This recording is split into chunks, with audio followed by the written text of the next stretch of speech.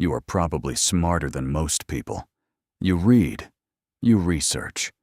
You think before you act. You understand how money works better than the average person. And yet, you're still not where you want to be financially. Still not building the wealth you know is possible. Still stuck in the same cycle, month after month. And that gap between what you know and where you are is one of the most frustrating places a person can live. Because you can't blame ignorance. You're not ignorant. You know what to do. You've read the books, watched the videos, understood the concepts, and still, nothing changes. This is the trap that catches smart people specifically.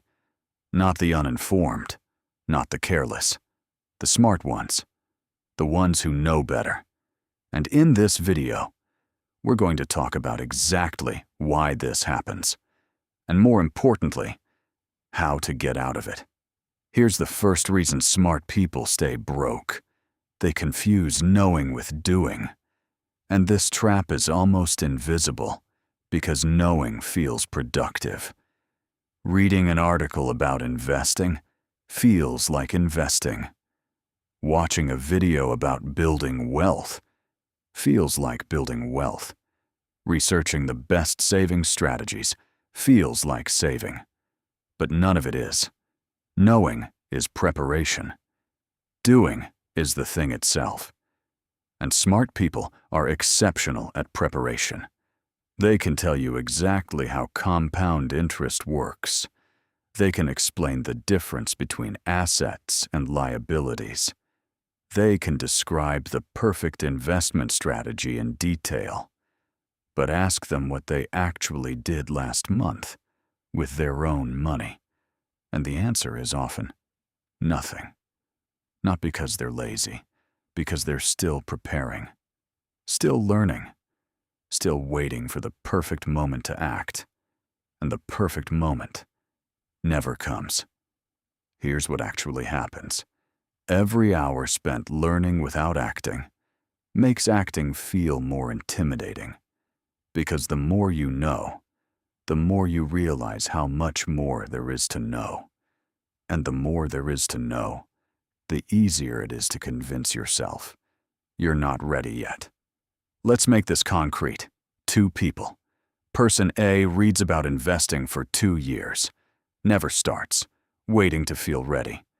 Person B knows almost nothing, but invests $200 a month starting today, at 8% average return. After 10 years, person A has $0 invested, still reading, still preparing, still planning to start. Person B has $36,589 from knowing almost nothing, but doing something. After 20 years, person A is still preparing. Person B has $117,804.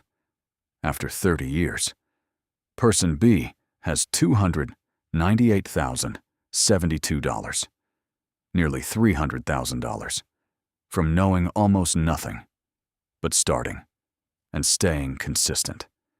Person A spent 30 years becoming an expert. Person B spent 30 years becoming wealthy. The difference is not intelligence. The difference is action. And action does not require perfect knowledge. It requires starting. Now here's the first objection. I can't just start blindly. I need to understand what I'm doing.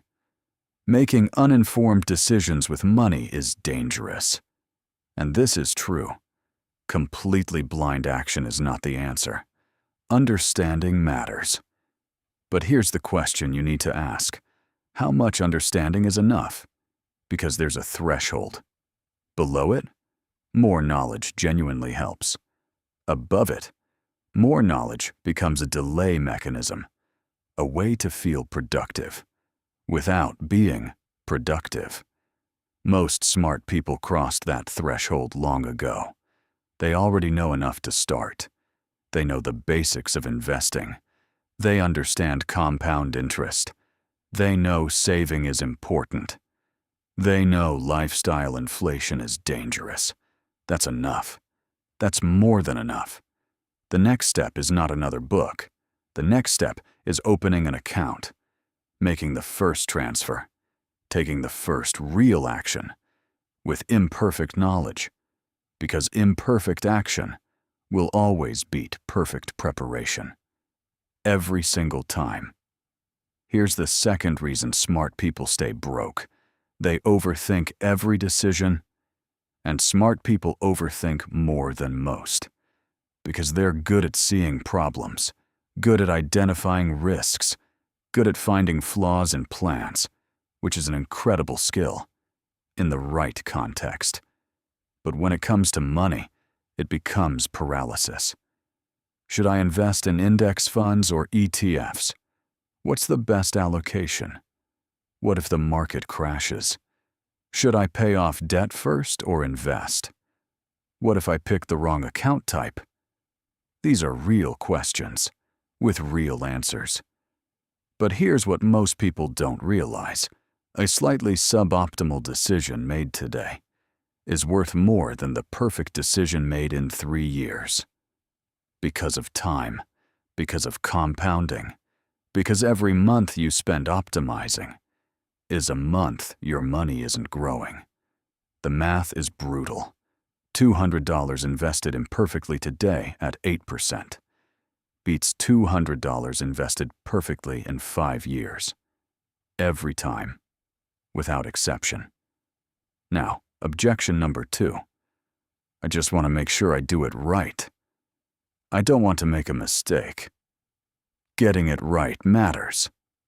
And of course it does. But here's the thing about money mistakes. Most of them are recoverable. You invest in the wrong fund. You can change it. You start with too small an amount. You can increase it. You choose the wrong account type. You can open a better one. These are not catastrophic errors. They're learning points. And the cost of a small mistake early is almost always less than the cost of waiting years to avoid it. The truly catastrophic mistake is not making a mistake. It's making no move at all, because no move at all has a guaranteed outcome.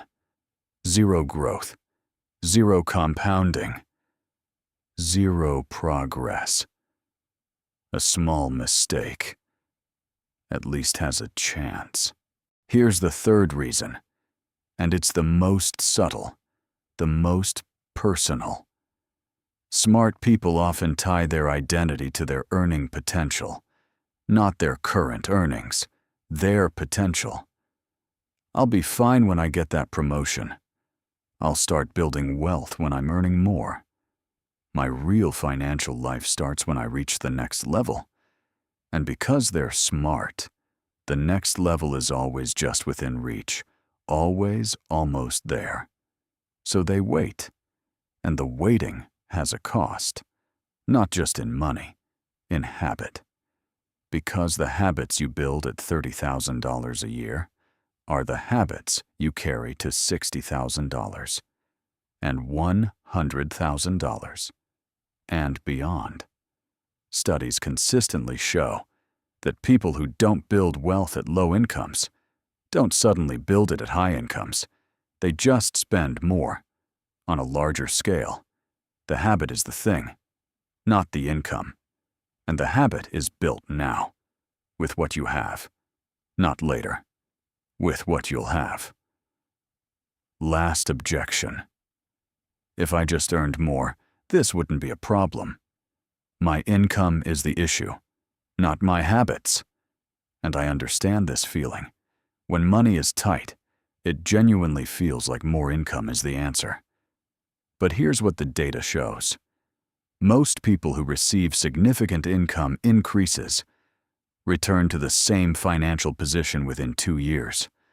A raise comes, expenses rise to match it. A bonus arrives, it disappears into lifestyle. A promotion happens, the bigger apartment follows immediately. More money. same result. Because the system didn't change, only the numbers did. And a bigger number, running through a broken system, just produces a bigger version of the same problem. The fix is not more income. The fix is a better system, built now, with current income, so that when more money comes, it flows into something that grows, instead of disappearing into something that doesn't. 3 things. Thing 1. Set a learning deadline. Give yourself 2 weeks, 1 month maximum, to learn what you need to start. Then start. Not perfectly, not with full confidence, just start. Because learning without a deadline is just delay with better justification. Thing 2. Make one decision and commit. Not the perfect decision. One reasonable decision. Open the account. Set the transfer. Pick the simplest option. And commit to it for at least 6 months. Without changing. Without second-guessing. Without optimizing mid-process. Because consistency beats optimization, every time. Thing 3. Build the habit at your current income, not at the income you're planning to have, not when the next raise comes. Now, with what you have, even if it's $30 a month, even if it's $10, because the habit is the asset, not the amount. And habits built at any income scale with income. The smart people who build wealth are not smarter than the ones who don't. They just stopped letting their intelligence become an obstacle. Here's the truth about smart people and money. Intelligence is an advantage until it isn't. Until it becomes a reason to prepare instead of act. To analyze instead of build. To optimize instead of start. The people who build real wealth are not always the smartest in the room. They're the ones who started, while the smart ones were still reading, still planning, still waiting. You already know enough.